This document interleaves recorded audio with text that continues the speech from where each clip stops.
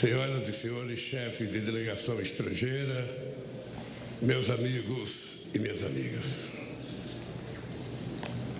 Pela terceira vez, compareço a este Congresso Nacional para agradecer ao povo brasileiro o voto de confiança que recebemos. Renovo o juramento de fidelidade à Constituição da República, junto com o vice-presidente Geraldo Alckmin e os ministros que conosco vão trabalhar. Se estamos aqui hoje, é graças à consciência política da sociedade brasileira e à frente democrática que formamos ao longo desta histórica campanha eleitoral.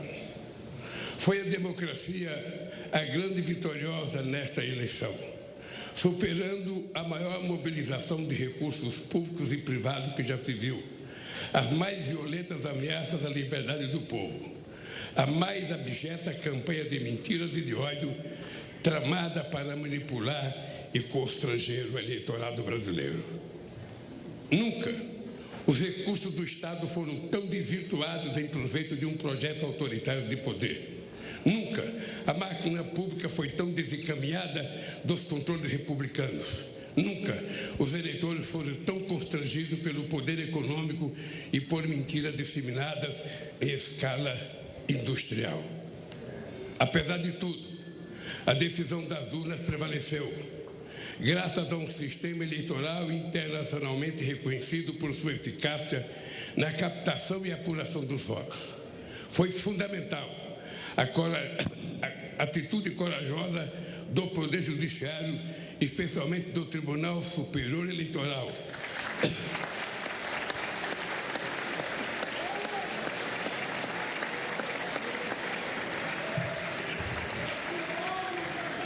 para fazer prevalecer a verdade das urnas sobre as violências de seus detratores. Senhoras e senhores, ao retornar a este plenário da Câmara dos Deputados, onde participei da Assembleia Constituinte de 1988, recordo com emoção os embates que travamos aqui democraticamente para inscrever na Constituição o mais amplo conjunto de direitos sociais, individuais e coletivos, em benefício da população e da soberania nacional. 20 anos atrás, quando fui eleito presidente pela primeira vez, ao lado do companheiro vice-presidente José Alencar, iniciei o discurso de posse com a palavra mudança. A mudança que pretendíamos era simplesmente concretizar os preceitos constitucionais, a começar pelo direito à vida digna, sem fome, com acesso ao emprego, à saúde e à educação. Disse naquela ocasião que a missão de minha vida estaria cumprida quando cada brasileiro e brasileira pudesse fazer 3 refeições por dia.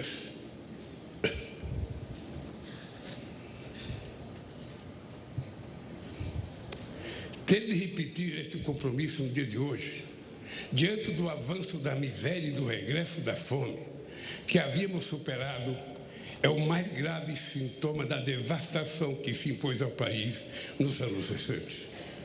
Hoje, nossa mensagem ao Brasil é de esperança e reconstrução. O grande edifício de direitos, de soberania e de desenvolvimento que essa nação levantou a partir de 1988 vinha sendo sistematicamente demolido nos anos recentes.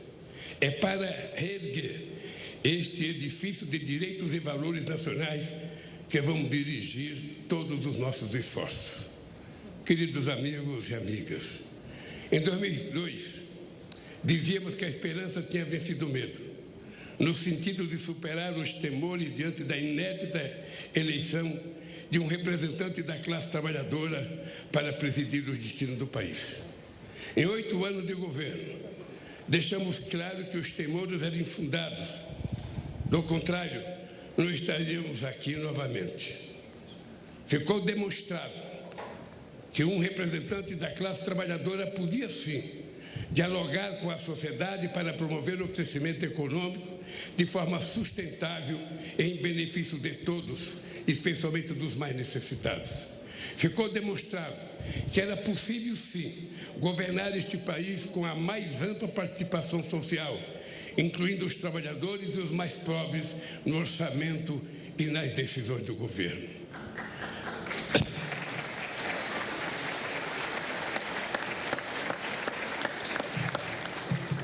Ao longo desta campanha eleitoral, vi a esperança brilhar nos olhos de um povo sofrido, em decorrência da destruição de políticas públicas que promoviam a cidadania, os direitos essenciais, a saúde e a educação.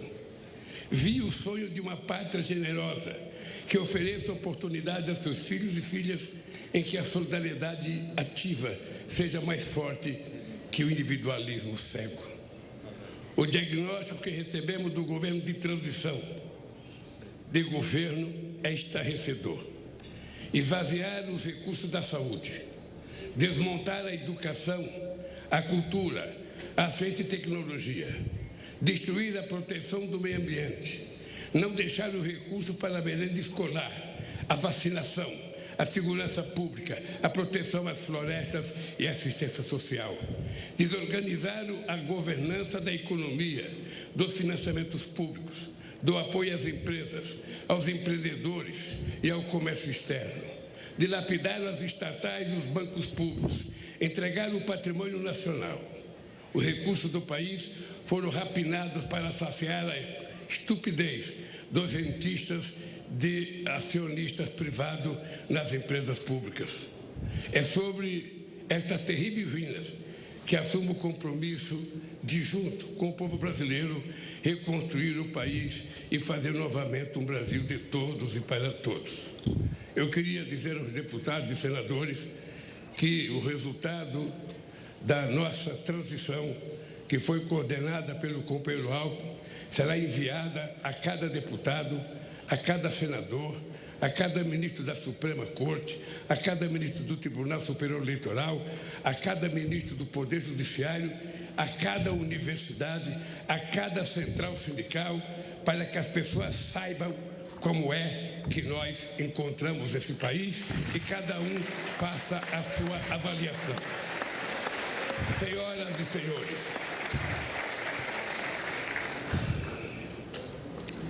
diante do desastre orçamentário que recebemos, apresentamos ao Congresso Nacional proposta que nos permitiu apoiar a imensa camada da população que necessita do Estado para simplesmente sobreviver.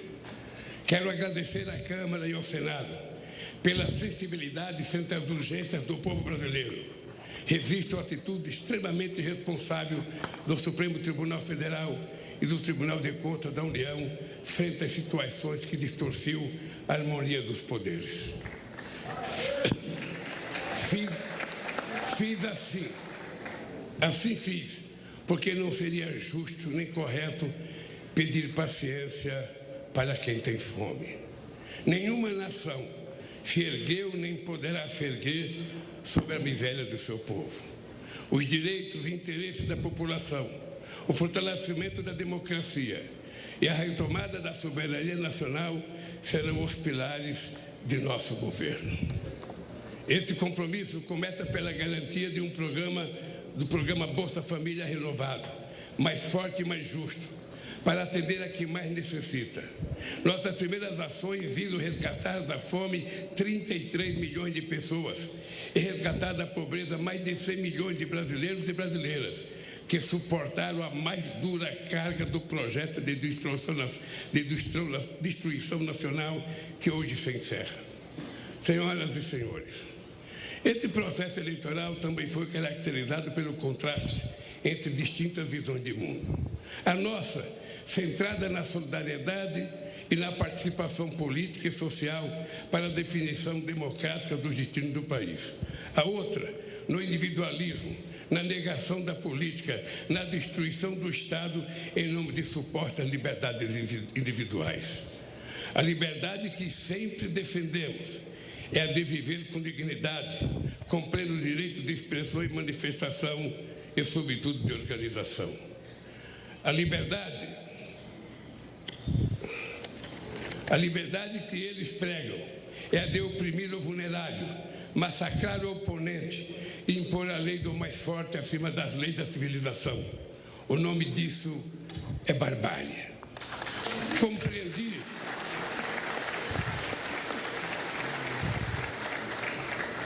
Compreendi desde o início da jornada que deveria ser candidato por uma frente mais ampla do que o campo político em que me formei, mantendo o firme compromisso com minhas origens.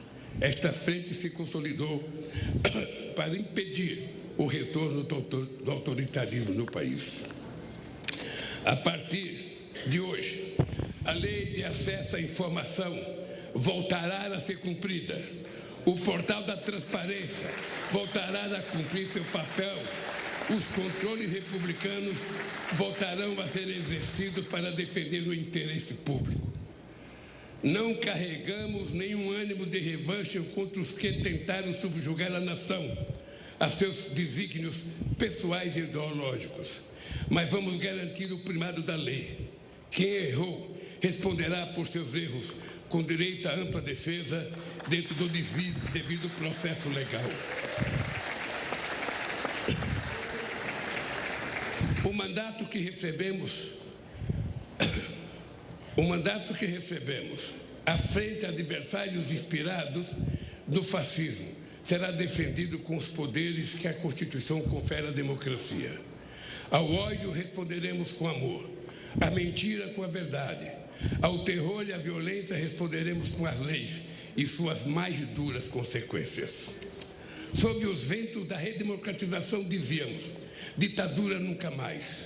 Hoje, depois do terrível desafio que superamos, devemos dizer: democracia para sempre.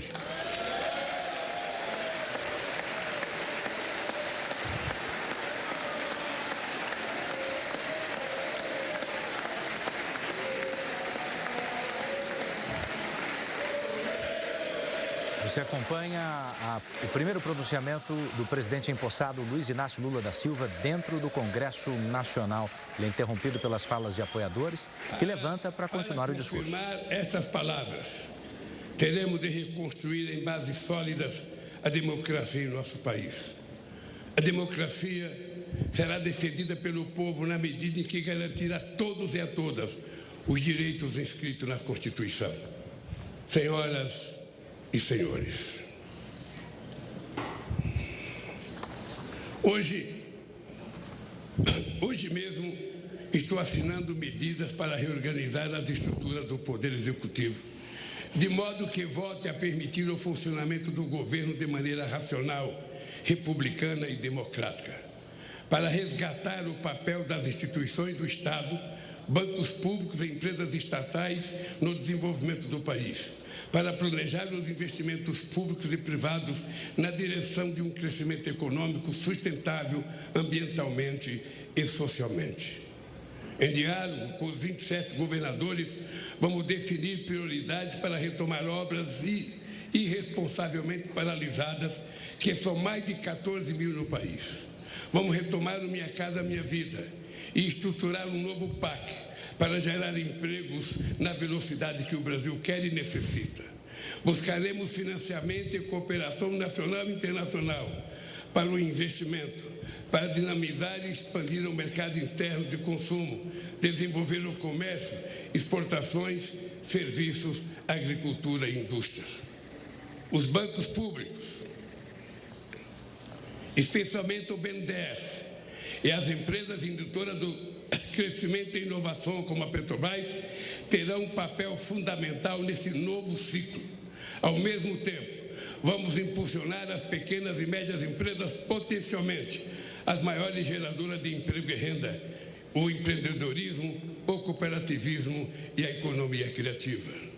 A roda da economia vai voltar a girar e o consumo popular terá papel central nesse processo. Vamos retomar a política de valorização permanente do salário mínimo e estejam certos de que vamos acabar mais uma vez com a vergonhosa fila do INSS, outra injustiça restabelecida nesses tempos de destruição.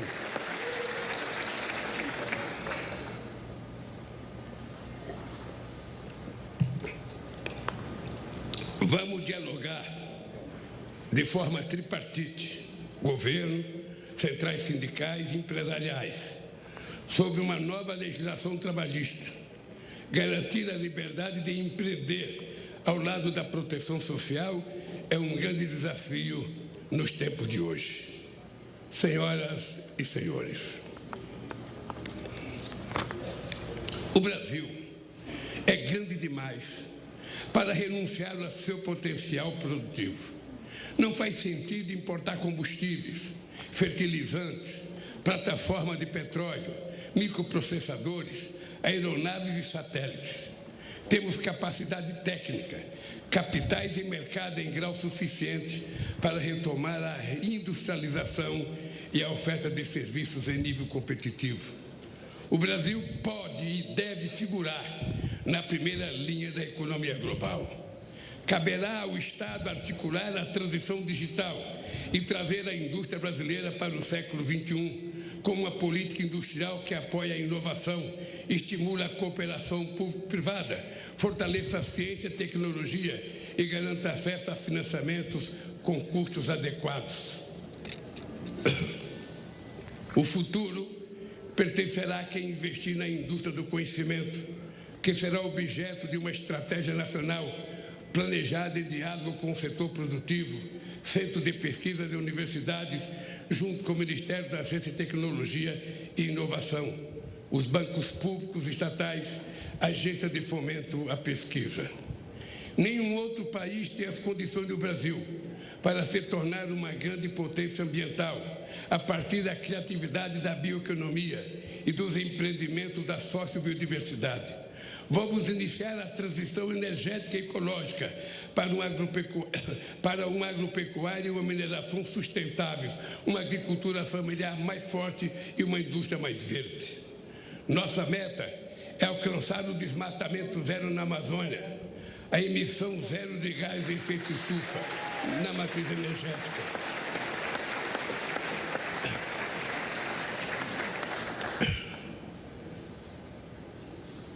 Além de estimular o reaproveitamento de pastagens degradadas, o Brasil não precisa desmatar para manter e ampliar sua estratégica fronteira agrícola.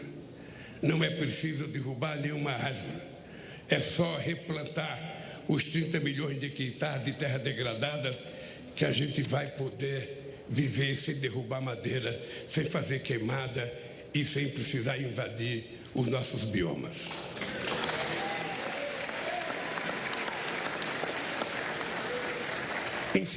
Incentivaremos, sim, a prosperidade na terra, liberdade e oportunidade de criar, plantar e colher continuará sendo nosso objetivo.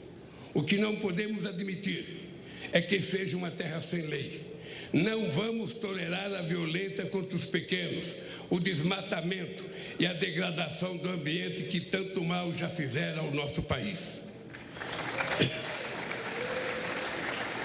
Esta é uma das razões, não a única, da criação do Ministério dos Povos Indígenas. Ninguém conhece melhor nossas florestas, nem é mais eficaz de defendê-la do que o que estava aqui desde tempos imemoriais. Cada terra demarcada é uma nova área de proteção ambiental. A estes brasileiros e brasileiras devemos respeito e com eles temos uma dívida histórica.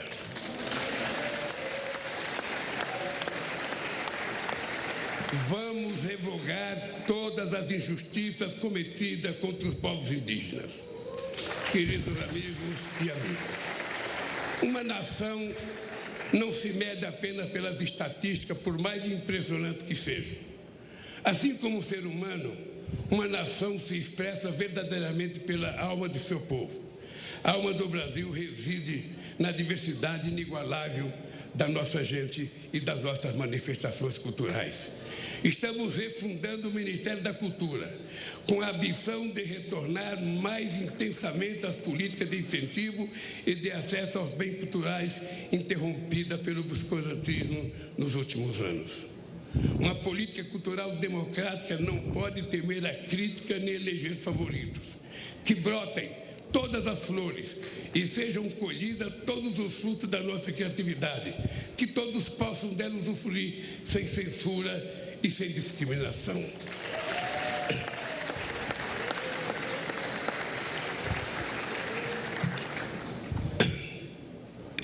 Não é admissível que negros e pardos continuem sendo a maioria pobre e oprimida de um país construído com o suor e sangue de seus ascendentes africanos.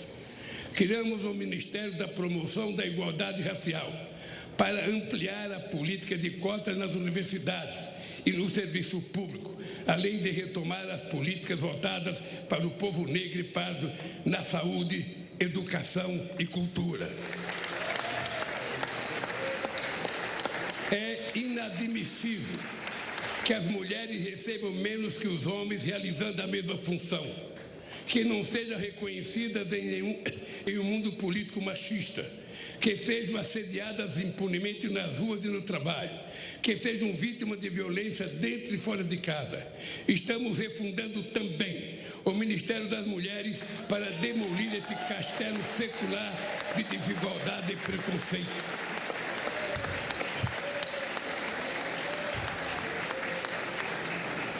Não existirá verdadeira justiça num país em que um só ser humano seja injustiçado.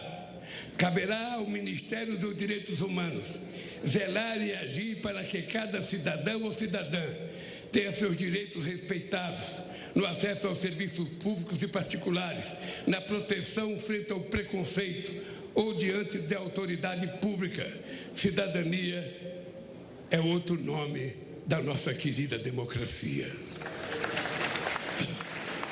O Ministério da Justiça e da Segurança Pública atuará para harmonizar os poderes e entes federados no objetivo de promover a paz onde elas é mais urgente, nas comunidades pobres, no seio das famílias vulneráveis, ao crime organizado, às milícias e à violência.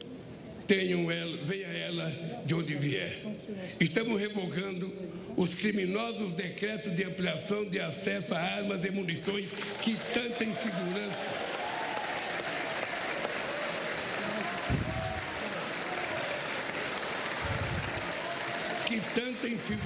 e tanto mal causaram às famílias brasileiras. O Brasil não quer e não precisa de armas na mão do povo. O Brasil precisa de segurança, o Brasil precisa de livro, de educação e de cultura para que a gente possa ser um país mais justo.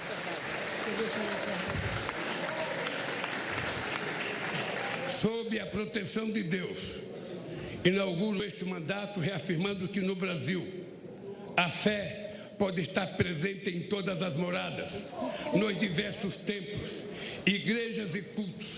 Neste país, todos poderão exercer livremente sua religiosidade.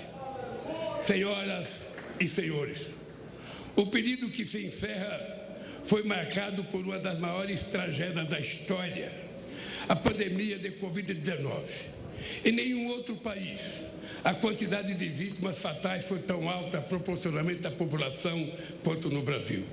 Um dos países mais preparados para enfrentar as emergências sanitárias, graças à competência do nosso Sistema Único de Saúde e da competência de vacinação do nosso povo.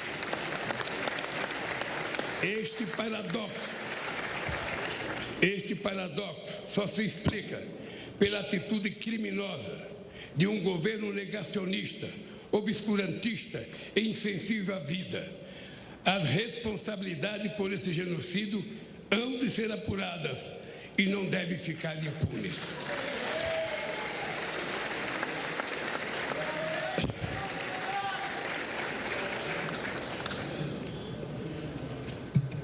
O que nos cabe no momento é prestar solidariedade aos familiares, pais, órfãos, irmãos e irmãs de quase 700 mil vítimas da pandemia.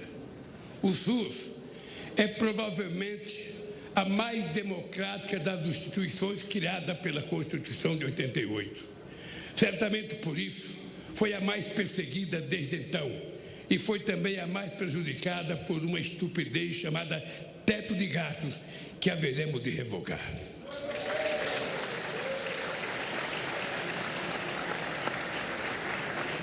Vamos recompor os orçamentos da saúde para garantir a assistência básica, a farmácia popular, promover o acesso à medicina especializada. Vamos recompor os orçamentos da educação, investir em mais universidades, no ensino técnico, na universalização do acesso à internet, na ampliação das creches e no ensino público em tempo integral. Este é o investimento que verdadeiramente levará ao desenvolvimento do país. O modelo que propomos, aprovado nas urnas, exige sim compromisso com a responsabilidade, a credibilidade e a previsibilidade. E disso não vamos abrir mão. Foi com realismo orçamentário, fiscal e monetário, buscando a estabilidade, controlando a inflação e respeitando contratos que governamos este país. Não podemos fazer diferente. Temos sim a obrigação de fazer melhor do que fizemos. Senhoras e senhores, os olhos do mundo estiveram voltados para o Brasil nestas eleições. O mundo espera que o Brasil volte a ser um líder no enfrentamento à crise climática e um exemplo de país social e ambientalmente responsável, capaz de promover o crescimento econômico com distribuição de renda, combater a fome e a pobreza dentro do processo democrático.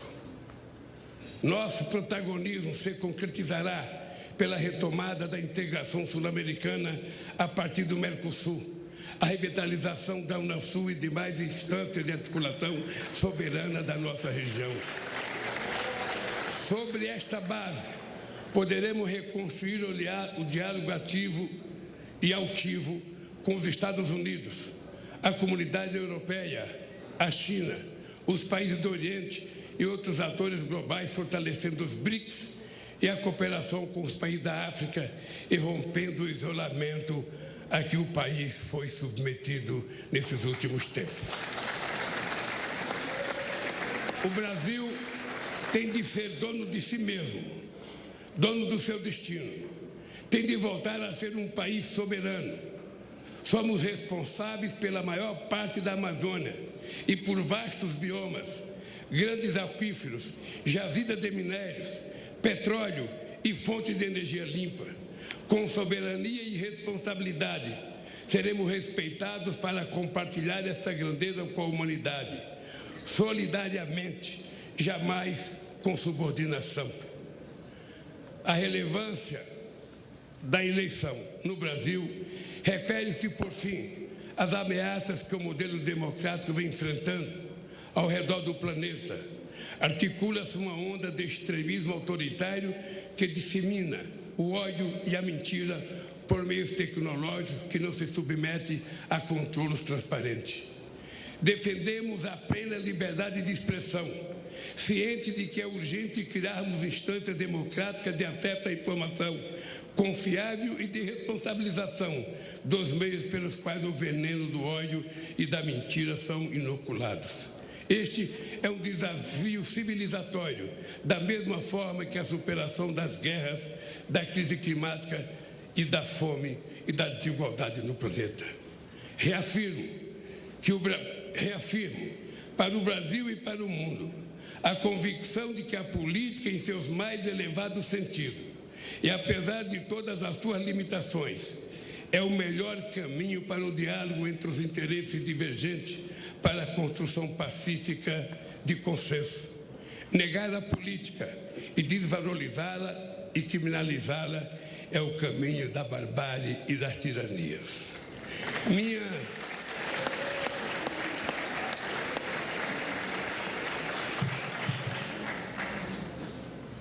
Minha mais importante missão, a partir de hoje, será honrar a confiança recebida e corresponder às esperanças de um povo sofrido, que jamais perdeu a fé no futuro, nem em sua capacidade de superar os desafios. Com a força do povo e as bênçãos de Deus, haveremos de reconstruir esse país. Viva a democracia. Viva o povo brasileiro. Muito obrigado, companheiros. Se encerra assim.